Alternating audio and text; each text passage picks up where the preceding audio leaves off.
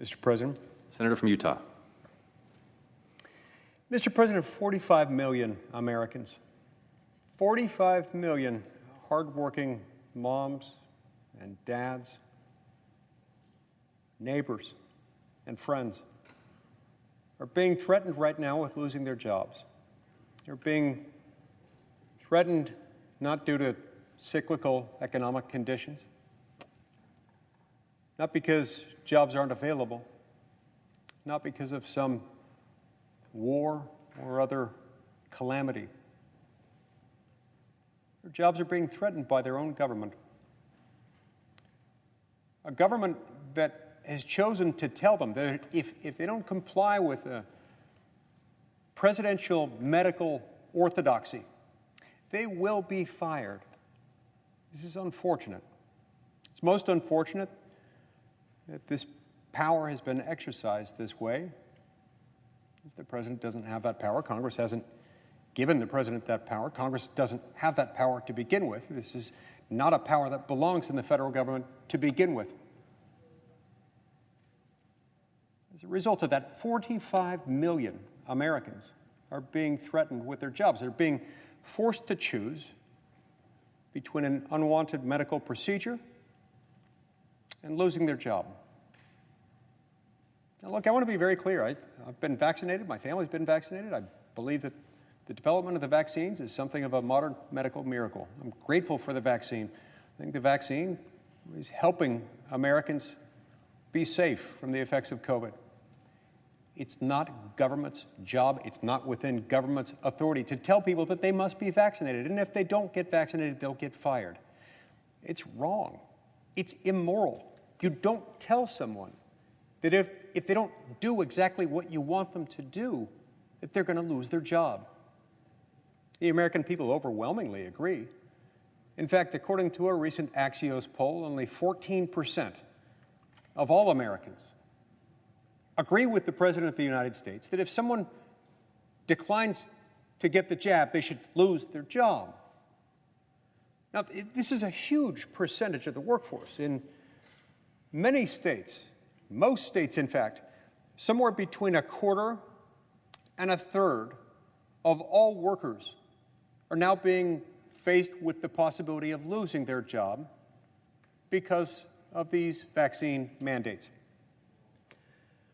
This at a time when Americans are struggling just to put food on the table, in part because we've got a government that's spending too much money it doesn't have.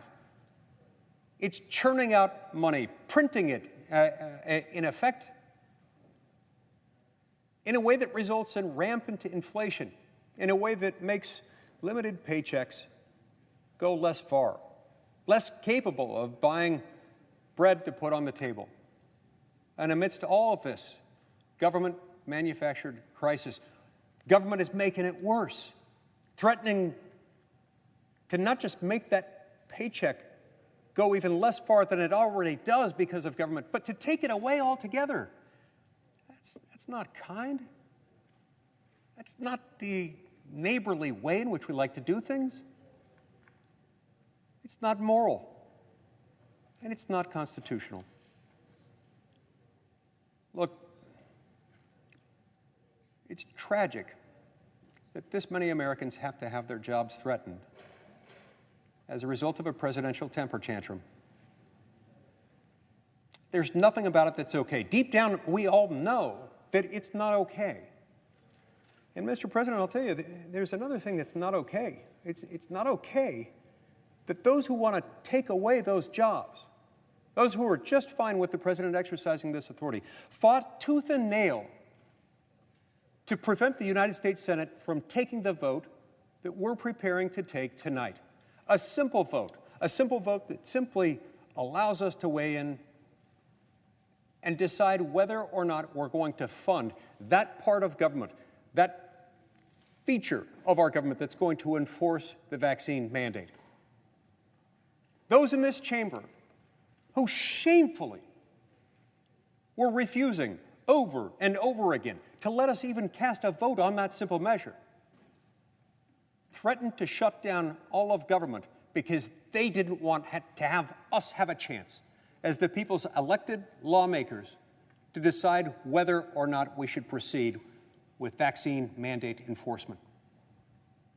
They'd rather shut down the government and make everything worse than they would stand accountable for what they're doing. Fortunately, this part of the story at least has a happy ending. We're going to be able to vote on that tonight. We're going to be able to vote on whether or not we fund vaccine mandate enforcement at the federal level. This is wonderful. This is fantastic. It should not have resulted in days and days of shutdown threats and days of deflection, accusing other people of wanting to shut down the government when all we wanted to do was have a vote, to give a chance to the hardworking mom or dad, soldier, sailor, airman, or Marine struggling to put food on the table. That's all we wanted. And all they wanted to do was use it as an excuse to deflect onto others that which they are doing. We can do better than this. We must do better than this. The American people deserve better than this. That's why I'm so glad and grateful that we'll be casting this vote tonight. But know this. This issue is not going away. I hope with everything in me that when we cast this vote tonight, that a majority of us will do the right thing and that we'll vote the way that we know we should vote, that we'll stand with those people who may lose their jobs. 31% of the workers in my state. In other states, it's higher. 39% of the workers in West Virginia stand to lose their job. 37% of the workers in Alabama. 33% of the workers in Georgia. In state after state, we see hardworking moms and dads being threatened. This, Mr. President, isn't right. It's not even authority that the President has. It's not authority that the Congress has. We shouldn't be doing this. Deep down, we all know that that's right. We also know, Mr. President, that some of these problems result from the fact that when we fund the government, we've made significant mistakes as a result of the fact that we've allowed so many spending decisions to be concentrated in one vote on one bill, such that all of government tends to be funded or none of it gets funded. Sometimes the only opportunity we have to weigh in on a particular matter of public policy, one affecting 45 million American workers in this instance, the only chance we have to do that is on a spending bill. And we don't even get that chance unless we can agree that we will vote on an amendment on that. That should never result in a shutdown threat. And when those threats are made, we should acknowledge who's making them. Never once has any one of us wanted to shut down government. We've wanted to give my colleagues, please join me in voting to protect the American worker. Don't take away the job of hardworking Americans. Don't fire people because they're not inclined to adhere to presidential medical orthodoxy. Please support me in this amendment. Thank you, Mr. President.